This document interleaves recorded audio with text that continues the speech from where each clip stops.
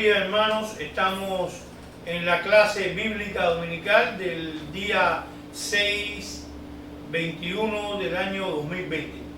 Nos corresponde continuar las clases que se han estado dando referente a Nehemías, el libro de Nehemías del Antiguo Testamento. En la clase de hoy vamos a estudiar el capítulo número 13 y corresponde la siguiente temática. Número 1, capítulo 13, del 4 al 14, las reformas en el culto. A continuación, Nehemías 13, del 15 al 22, reformas en cuanto al sábado. Y Nehemías 13, del 23 al 27, reformas culturales. En la temática 4, Nehemías capítulo 13, del 28 al 31, reformas al liderazgo. A manera de introducción, bueno, pues tenemos que recordar quién era Nehemías. El nombre de Nehemías quiere decir Jehová consuela. Era el copero del rey de Persia, pero además un líder visionario que amaba a Dios, un administrador, reformador, ayudó a los repatriados judíos en Jerusalén a restaurar la dignidad espiritual y a la reconstrucción de las murallas de la ciudad. Así que comenzando la clase vamos a orar. Bendito Dios y Padre Celestial, permite que tu Espíritu Santo esté en medio nuestro para discernir y aprender lo que tú quieres decirnos. Permite que tu Espíritu Santo nos hable hoy a través de esta clase y nos dé entendimiento de la actitud, de la conducta y del testimonio que cada uno de nosotros como hijos de Dios debemos cumplir. Permite que esta clase del libro de Nehemías, capítulo 13, sea para glorificarte y honrarte siempre a ti. Permite que esta clase también, Señor, tanto yo como aquellos que la están escuchando, seamos edificados. En el nombre de Jesucristo, que es sobre todo nombre, oramos en acción de gracia del Espíritu Santo. Amén. Bueno, vamos a comenzar leyendo capítulo 13 de Nehemías, versículo 4, y vamos a leer hasta el versículo 8.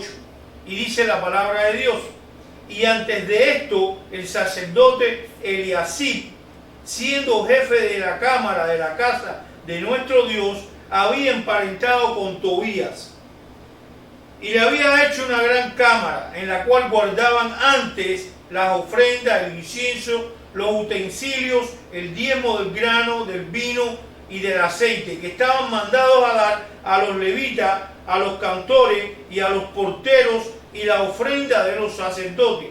Mas a todo esto yo no estaba en Jerusalén, porque en el año 32 de Artajerjes, rey de Babilonia, fui al rey, y al cabo de algunos días pedí permiso al rey y para volver a Jerusalén, y entonces supe del mal que había hecho Eliasib por consideración a Tobías, haciendo para él una cámara en los atrios de la casa de Dios. Y me dolió en gran manera, y arrojé todos los muebles de la casa de Tobías fuera de la cámara. Vamos a parar ahí. ¿Qué sucedía? En el contexto indica que después de reedificados los muros, Nehemías volvió a sus deberes en la corte de Persia y estuvo lejos de Jerusalén. Se considera que aproximadamente de 10 a 12 años. Al cabo de este tiempo, él se enteró que había sido minado, había sido traicionado toda la obra de Dios que él había hecho en Jerusalén. Y por eso le pide permiso al rey para volver a Jerusalén. Cuando Nehemías regresa, encuentra que el sacerdote Eleazar se había emparentado con Tobías y le preparó y le dio una habitación dentro de los patios del templo, o sea, dentro del atrio del templo. Y era una gran cámara, como pudimos leer ahorita, y allí se guardaban las cosas del templo. Había sacado Eliasib todos los utensilios, todas las cosas que se encontraban allí, y la había preparado para acomodar a Tobías. En el versículo 8 se lee, y debemos precisar, y me dolió en gran manera.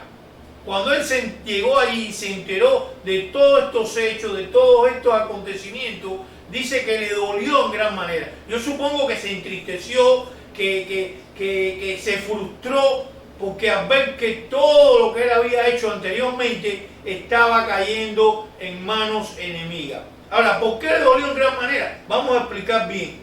En primer lugar, le dolió en gran manera porque Tobías era un amonita de los mezclados con extranjeros y había sido excluido, o eran de los excluidos de la congregación.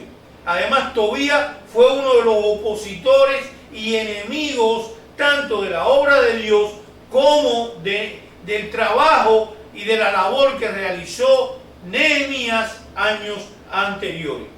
También le dolió porque Eliasaf, que era un sacerdote encargado de la cámara de la casa de Dios, había emparentado con este hombre que era enemigo prácticamente del pueblo de Israel y le había dado esta gran cámara. Le dolió en gran manera porque, sabiendo él como sacerdote que esto estaba incorrecto, así lo hizo. Simpatizó con el enemigo, sacó las cosas que estaban allí, que eran para ofrenda y para utensilios de Dios, las sacó y simpatizó con el enemigo de Dios. Increíble. Hermanos, nosotros tenemos que tener cuidado. Tenemos que tener cuidado el espacio que le damos a nuestros enemigos. Y estamos hablando de nuestros enemigos espirituales. Tenemos que tener cuidado el espacio que nosotros le damos en nuestras casas y en nuestras vidas. Hay que tener mucho cuidado con eso. Estamos llamados nosotros, hermanos, a ser confrontativos contra el pecado y a fortalecer al débil espiritualmente. Nadie había confrontado a Eliasib con todos estos errores y con todas estas cosas.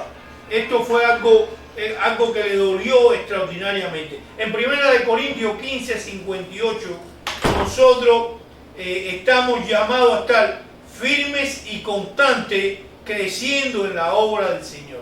Y para estar firmes y constantes en la obra del Señor, nosotros tenemos que cuidar permanentemente nuestra vida espiritual. Y no podemos darle espacio a nada del enemigo, a nada. Ahora, este dolor de Nehemías se convirtió en acción. Se convirtió en acción. ¿Qué hace Nehemías? Y aquí lo explica bien el texto. Lo primero que hace es desalojó de la cámara que tenía Tobías todas las cosas de Tobías y las expulsó fuera, las arrojó fuera. Y esto nos demuestra un paralelo con lo que hizo Jesús al expulsar los vendedores y mercaderes del templo en Mateo 21, 12. Jesús también confrontó el pecado, sacó a los mercaderes y sacó a los vendedores. Eso hizo Nehemías. Sacó todas las cosas del enemigo de Dios dentro de los atrios de la casa de Dios. Mandó a limpiar todo, a restaurarlo, para quitar la profanación que ahí había ocurrido y volver a la condición natural y espiritual que ocurría en la casa de Dios. Y dice también que devolvió todos los utensilios, devolvió las ofrendas, el incienso que había sido sacado de ese lugar. Tanto Jesús como Nehemías tuvieron sabiduría de no confundir la amabilidad con el deber y la integridad ante Dios. Proverbio 11:3 dice: a los justos los guía su integridad. La integridad, hermanos, es decirnos la verdad nosotros mismos. Eso es integridad. Cuando nosotros mismos nos decimos las verdades, ahí hay integridad. Y la honestidad es cuando nosotros le decimos la verdad a las otras personas. Así que tenemos que ser íntegros y tenemos que ser honestos delante de Dios. Tenemos que tener, hermano, un testimonio, una conducta y una acción que esté de acuerdo con lo que nosotros creemos, lo que nosotros pensamos y lo que nosotros hacemos. Por eso estamos llamados en Santiago capítulo 1 versículo 8 a que seamos hombres íntegros. Dice, el hombre de doble ánimo es inconstante en sus caminos. No podemos ser débiles en cuanto a la confrontación del pecado. Tenemos que confrontar el pecado tanto en nuestras vidas como en las de los demás, con amor, con sabiduría, con dirección del Espíritu, pero tenemos que hacerlo así, hermano. Y tenemos que darnos cuenta que tenemos que sacar de nuestras vidas y de nuestros hogares. Igual que decía hace un ratico, que no debemos dar espacio al enemigo en nuestras casas, en nuestros hogares, en nuestras familias, en nuestras vidas. Tenemos que saber qué entonces tenemos que sacar de nuestros hogares, de nuestra familia y de nuestras vidas para tener una integridad y un alineamiento con los principios de Dios. Vamos a continuar leyendo y vamos del capítulo 9 en adelante. Y dice la palabra de Dios. Y dije, hablando Nehemías, y dije que limpiasen las cámaras e hice volver allí los utensilios de la casa de Dios, las ofrendas y el incienso. Y en estos versículos dice 10, encontré asimismo que las porciones para los levitas no les habían sido dadas, y que los levitas y cantores que hacían el servicio habían huido cada uno a su heredad. Entonces reprendí a los oficiales y dije, ¿por qué está la casa de Dios abandonada? Y los reuní y los puse en sus puestos. Fue terrible y fue frustrante la situación tan crítica que se encontró Nehemías cuando regresó a Jerusalén. En estos versículos se explica claramente qué hizo él para restaurar el culto a Jehová. Los cantores y levitas, así como los porteros y otros sacerdotes, habían sido despojados injustamente de sus ingresos. Habían sido obligados prácticamente a volver al campo para trabajar secularmente, para poder subsistir y mantener sus vidas. Y esto demostraba que el pueblo no obedeció en cuanto a dar. Algunos se estaban cogiendo las ofrendas, u otros estaban administrando mal las ofrendas. Algo sucedía que no estaban siendo apoyados, soportados y sustentados. En Nehemías capítulo 10, versículo 39, el pueblo se había comprometido a no abandonar la casa de Dios. Y en Nehemías capítulo 10, versículo 31, se habían comprometido a apoyar con dinero la obra de Dios. Ahora Nehemías les pregunta a los oficiales, ¿por qué está abandonada la casa de Dios? ¿Por qué está abandonada la casa de Dios? Había una situación crítica. Así que tuvo que reprenderlos, dice la palabra, amonestarlos, reunirlos y restaurar todo el orden del culto. Hermano, Dios nos reclama a cada uno de nosotros un compromiso. Dios no nos reclama a cada uno de nosotros una contribución. Aló, iglesia, una cosa es un compromiso y otra cosa es una contribución. Dios nos llama a comprometernos con su obra. Eso es lo que refleja la identidad como hijos de Dios. ¿Ok? Cuando nosotros nos comprometemos ¿por qué? Nos comprometemos por amor a cumplir y a ser obedientes con la obra del Señor. Así que Dios nos reclama a cada uno de nosotros un compromiso, no una contribución. Hay quien viene a la iglesia, hace una contribución, hace un servicio, hace una ayuda. Eso no es lo que Dios quiere. Aunque eso está bien, ¿ok? Eso está bien. Pero Dios nos pide que nos comprometamos en su obra. Y ahí es donde está la clave de la sujeción del cristiano a la obra de Dios. En 2 de Timoteo, capítulo 2, versículo 15, dice: procura con diligencia presentarte a Dios aprobado como obrero que no tiene de qué avergonzarse. Miren, hermano, las personas pueden no creer en lo que tú dices, pero las personas van a creer en lo que tú haces. Hacer es la mejor manera de decir. ¿Ok?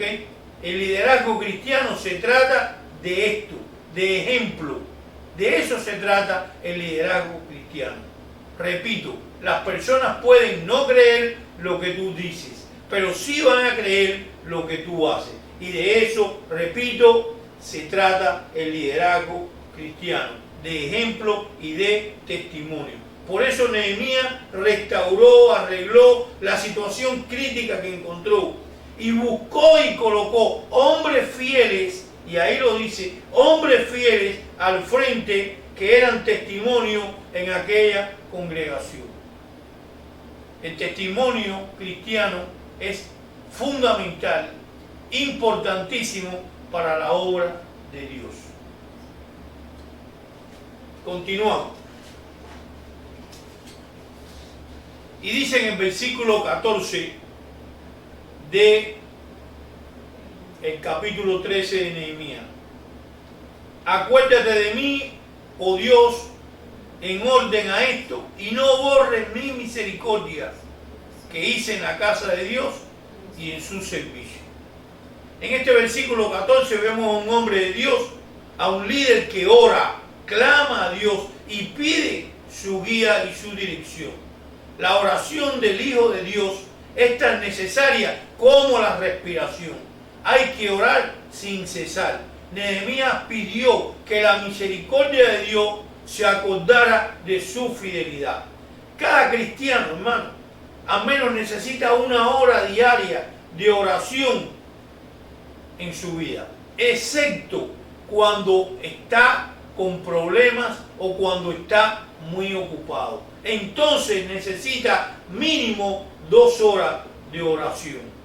Dice el Salmo 55, 17: tarde, mañana y a mediodía oraré y clamaré, y Él oirá mi voz. Tenemos que orar, hermano. La oración es el vínculo perfecto entre Dios y nosotros. Vamos a pasar entonces al punto número 2. Nehemías capítulo 13, versículos del 15 al 22. Leamos. En aquellos días vi en Judá, dice vi, nadie se lo contó, vi. En aquellos días, repito, vi en Judá algunos que pisaban en lagares en el día de reposo, y que cargaban haces de trigo y cargaban asnos con vino, y también de uvas y de higos, y toda suerte de carga, y traían a Jerusalén en el día de reposo, y los amonesté acerca del día en que vendían las provisiones. También había en la ciudad tirios. Tirios eran fenicios que vivían en la ciudad de Tiro, que traían pescado y toda mercadería y vendían en día de reposo. Y los hijos de Judá, a los hijos de Judá en Jerusalén. ¿Qué estaba sucediendo? Él lo vio, dice, nadie se lo contó, lo vio. Y está destacando la magnitud de la violación de la ley sabática en aquella época. Era una profanación.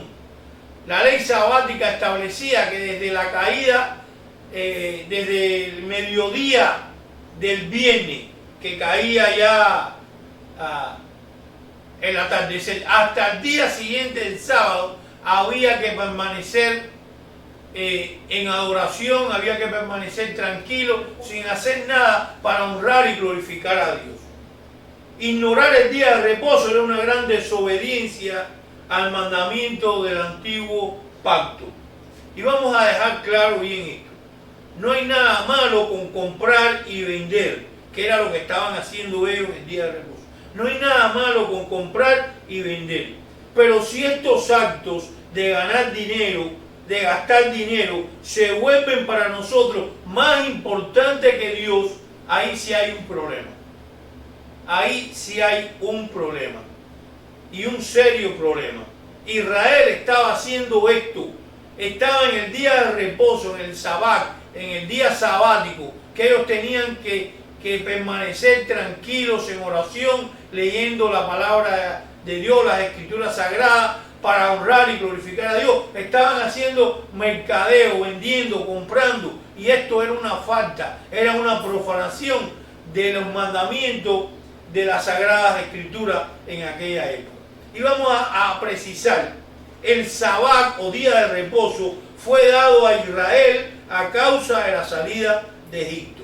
Escuche bien, fue dada a Israel a causa de la salida de Egipto. En Deuteronomio 5:15, y voy a leer para ustedes para aclarar bien esto, dice: acuérdate que fuiste siervo en tierra de Egipto y que Jehová tu Dios te sacó de allá con mano fuerte y brazo extendido, por lo cual Jehová tu Dios te ha mandado que guardes el día de reposo. Asimismo, en Éxodo 20, versículo 8 en adelante, dice: acuérdate del día de reposo para santificarlo.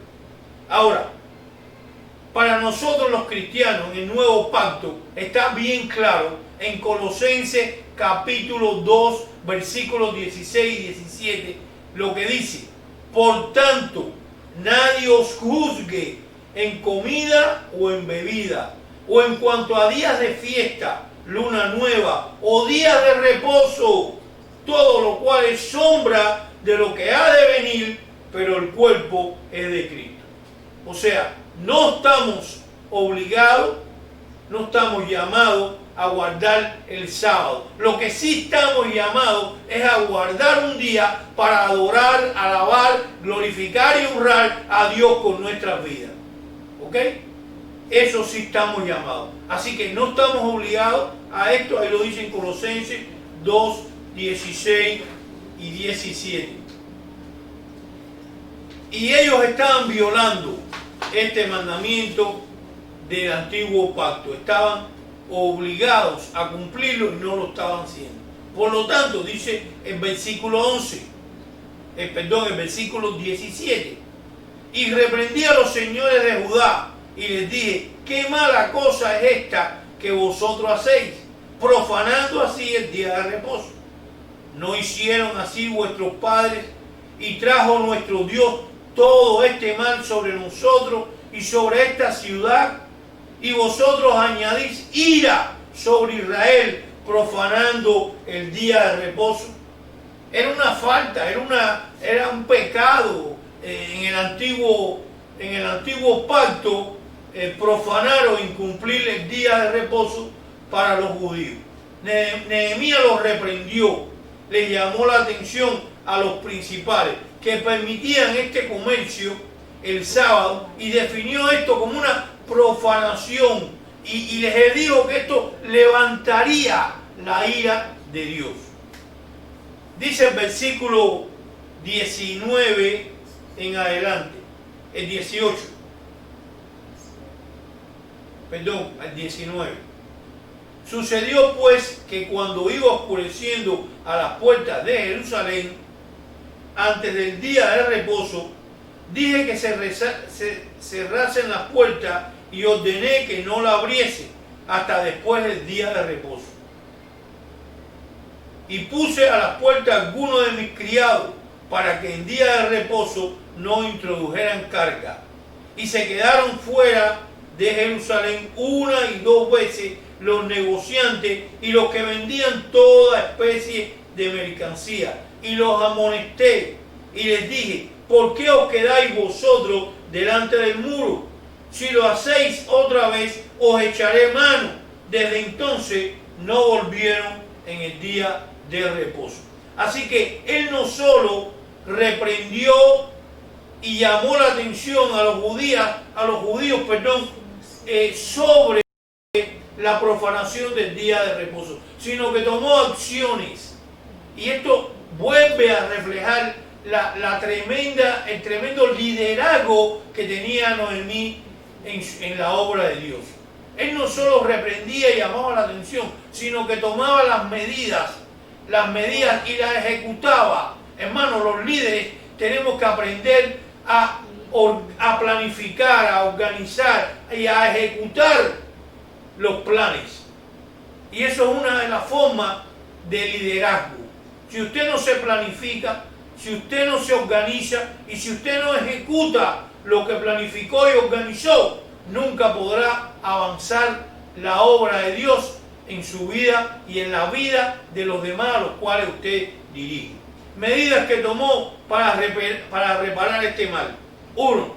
Ordenó cerrar las puertas de la ciudad cuando cayera la noche del viernes y asignó guardias que impidieran el paso a vendedores ambulantes hasta la puesta del sol del sábado.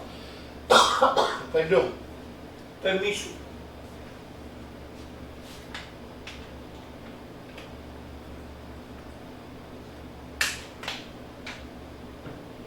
Disculpen, es que se reseca la... Segundo, amenazó con encarcelar a los vendedores que hicieran esto en el día de reposo. Tercero, pidió a los levitas que se purificasen y fueran a guardar las puertas de la ciudad y santificar el día de reposo. Y cuarto, después oró a Jehová pidiendo perdón por lo que habían hecho. Dice el versículo 18, sucedió que cuando iba oscureciendo las puertas de Jerusalén antes del día de reposo, que se cerrasen las puertas. O sea, él les mandó a cerrar las puertas de la muralla, a poner guardia, a que se purificasen los levitas y a que el pueblo pidiese perdón por todas estas acciones que violaban los mandamientos de Dios. Recordemos que Dios perdona no por lo que hagamos, sino por su misericordia. ¿Ok?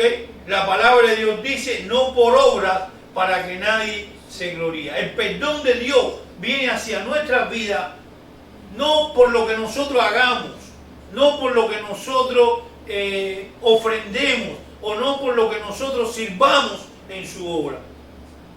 El perdón de Dios viene a nuestra vida por la gracia dada por la muerte de Jesucristo en la cruz. Y viene por la fe en esa muerte y resurrección de Jesucristo. Preguntémonos entonces, hermanos, ¿qué puertas tenemos que cerrar para glorificar a Dios? Cuando hacía este estudio yo me preguntaba, ¿hay puertas que tengo que cerrar? ¿Hay cosas que tengo que sacar? Y hay espacios que tengo que reducir para poder glorificar, honrar a Dios. Y cada uno de nosotros debemos analizar y debemos meditar y debemos preocuparnos y ocuparnos en las cosas que debemos realizar para glorificar y honrar a Dios. Cuidemos nuestra vida y acciones para honrar a Dios.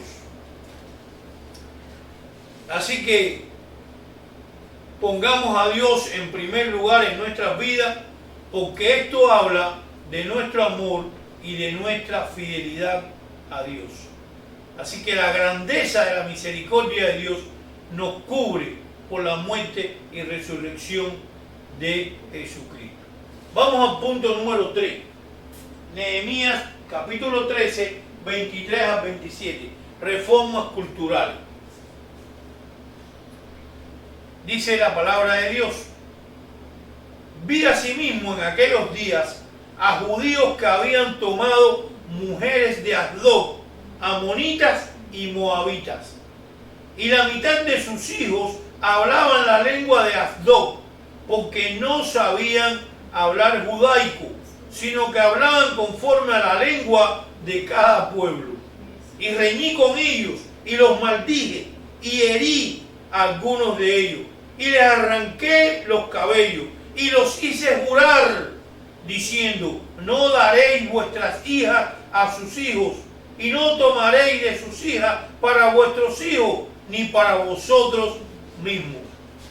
No pecó por esto Salomón, rey de Israel, bien que en muchas naciones no hubo rey como él, que era amado de su Dios, y Dios lo había puesto por rey sobre todo Israel. Aún a él le hicieron pecar las mujeres extranjeras. Y obedeceremos nosotros cometer este mal tan grande para prevaricar contra nuestro Dios tomando mujeres extranjeras. Tremendo. Nuevamente Nehemías fue testigo ocular, y lo dice en el versículo 23, vi a sí mismo en aquellos días. O sea, nuevamente fue testigo ocular del pecado de Israel. Porque muchos judíos tomaban mujeres de otros pueblos paganos, Ya Esdras les había hablado y les había llamado la atención de este pecado, pero vuelven a caer en el mismo pecado. Tomaban mujeres de otros pueblos, dice que de Asdod, Amón y Moab. Asdod eran filisteos. Asdod es una ciudad del pueblo de los filisteos. Así que eran filisteos y ellos adoraban al dios Dagón. Amos y Moab eran amonitas y moabitas. Ellos surgen del incesto de Lot con sus hijas y vuelven a mezclarse con otras naciones. Luego, tanto los fenicios como los moabitas, como los amonitas, eran pueblos paganos que adoraban dioses extraños y ponían altares a esos dioses. Esto era grave, hermano, grave. Y tan grave era que los muchachos habían perdido la lengua judía y hablaban fenicio y filisteo. Imagínense ustedes, hablaban otras lenguas. Y si ellos hablaban otras lenguas, no podían estudiar y aprender de las Sagradas Escrituras. Era un pecado grave. Dios estuvo siempre contra las mezclas de estas naciones. En Deuteronomio 7, 1 al 3, le había indicado a su pueblo que no se mezclara ni emparentaran con naciones paganas, porque se alejarían de él y servirían a otros dioses. En el Nuevo Testamento, el apóstol Pablo en 2 Corintios 6, 14, también nos llama la atención sobre esto y nos dice: no os unáis a yugo desigual.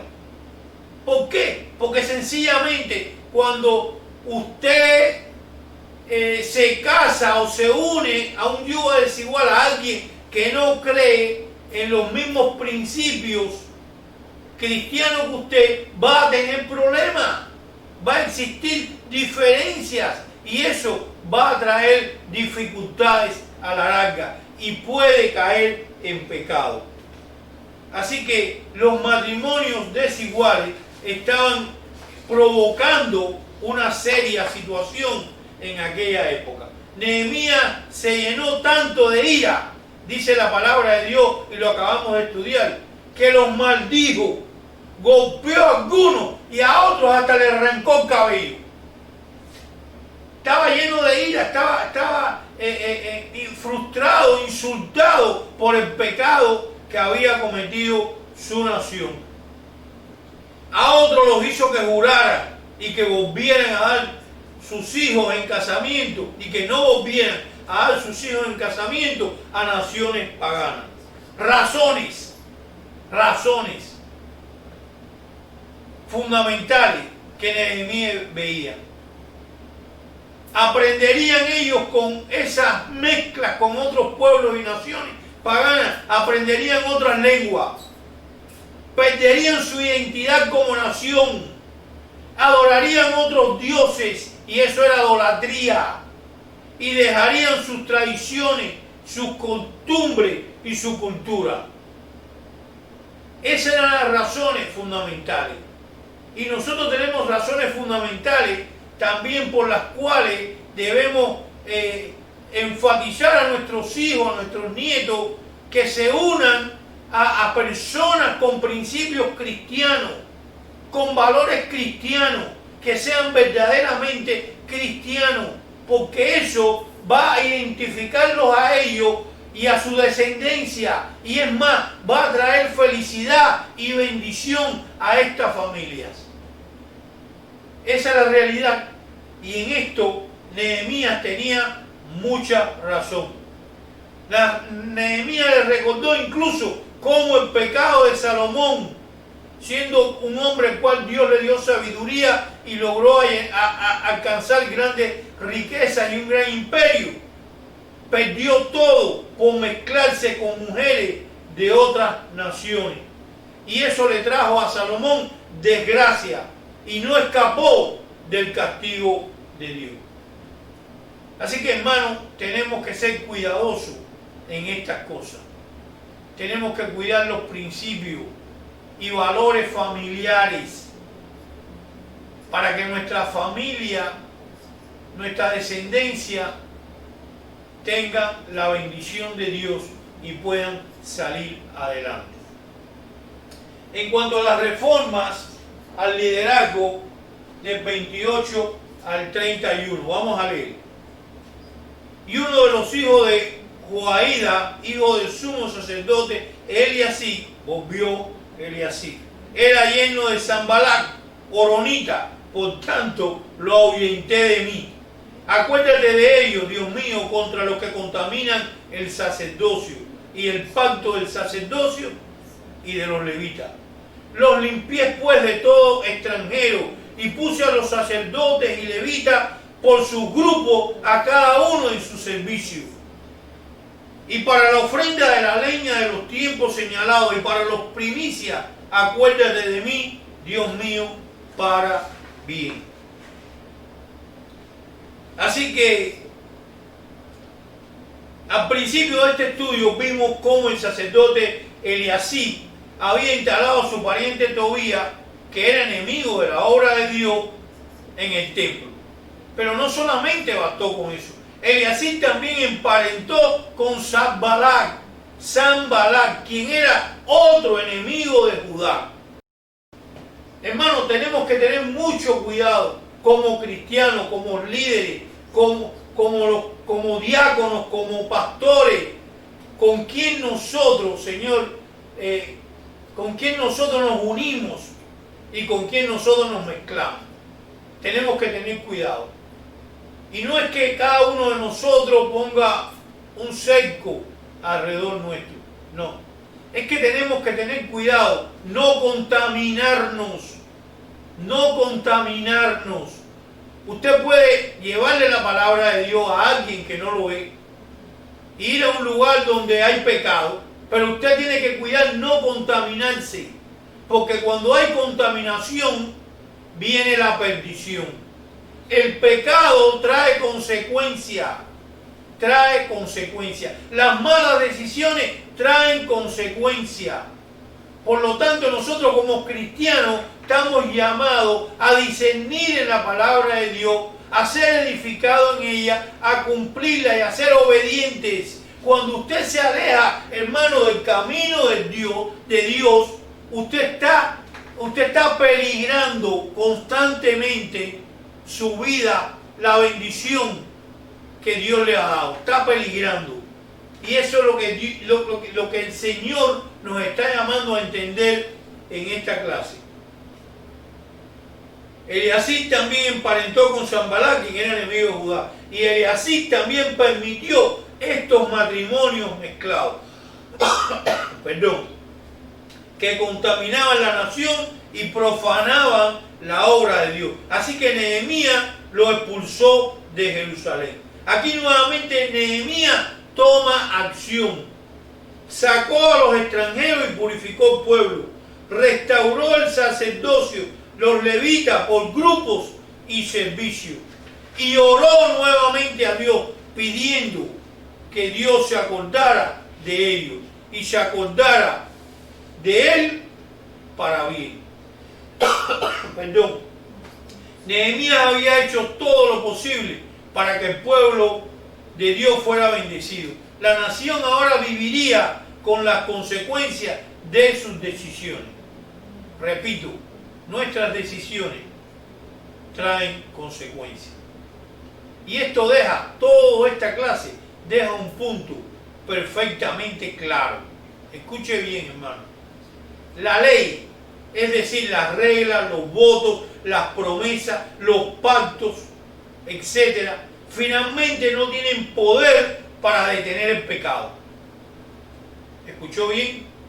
La ley, es decir, los votos, las reglas, las tradiciones, las promesas, los pactos, no tienen finalmente poder para detener el pecado. Solamente la gracia de Dios viva, fluyendo en nuestras vidas a través del Espíritu Santo, puede darnos el verdadero poder para vencer el pecado. Y esta gracia solo es a través de Jesucristo. Por eso el apóstol Pablo escribió en Romanos 8:3, porque lo que era imposible para la ley, y ahora lo acabamos de ver, cómo ellos no podían cumplir la ley y constantemente pecaban, caían, se contaminaban. Porque lo que era imposible para la ley, por cuanto era débil en la carne, Dios enviando a su Hijo en semejanza de carne de pecado, y a causa del pecado condenó el pecado en la carne. Hermano, solo por la gracia de Dios nosotros somos perdonados y podemos alcanzar salvación y vida eterna. Solamente. No es la ley, no son las tradiciones, no son los pactos, no son los votos, no es nada de eso. No es tu contribución, es la gracia de Dios fluyendo a ti a través de la fe en el Espíritu de Dios en tu vida, que puedes tú alcanzar salvación. No somos salvos por nuestra promesa o por nuestros compromisos o por nuestras obras. Somos salvos solo por la fe en Jesucristo y por su muerte y resurrección. Conclusiones de esta clase. Y espero que usted haya sido edificado tanto como lo he sido yo. El líder de la iglesia debe vigilar que la casa de Dios se dedique exclusivamente al propósito y a cumplir la voluntad de Dios. Escuche bien. La iglesia debe proveer recursos para sostener y mantener los diferentes ministerios. ¿Y qué es la iglesia? Es el cuerpo de Cristo, es la congregación. Somos tú y yo. Las iglesias y sus líderes deben cuidar y velar en no caer en la trampa del mercantilismo. Cuidado, iglesia, cuidado. Y 4, solamente somos salvos por la gracia de Dios. Es la gracia de Dios en nuestras vidas a través del Espíritu Santo que obra para bien y para el perdón de nuestros pecados. Espero que la clase les haya gustado. Fue un poquito extensa, pero es una clase que nos dio enseñanza, nos dio pautas y nos dio principios teológicos para llevar una vida cristiana adelante con un testimonio firme y permanente, para que cada uno de nosotros pueda en su vida dar y proclamar la verdad del Evangelio. Espero, hermano, que Dios los bendiga y hasta la próxima clase. Muchas gracias. Vamos a orar.